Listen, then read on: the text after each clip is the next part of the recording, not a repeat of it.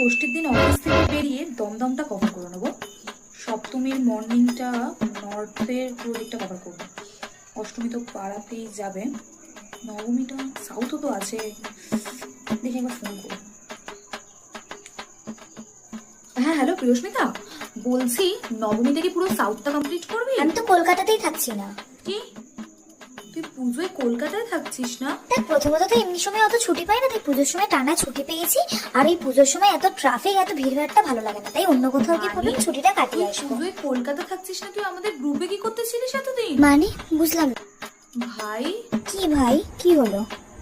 তোর কলকাতার পুজো পছন্দ না, তুই আমাদের বন্ধু কি করে হলি? সরি ভাই, আরে এসব কি আমি তোকে বলছিস ব্লক তুই? করছি। আরে দাঁড়া, যে আমার কথাটা পুজোয় শোন। কলকাতায় থাকে না, আরে তাকে হ্যালো ভাই আমার হ্যালো। বন্ধুর লিস্টে আমি রাখতে পারছি না। আরে সরি ভাই, যা সরি বাবা। সরি। কলকাতাতে নাকি পুজোয় থাকবে না, মানে এরা আসে কোথা থেকে?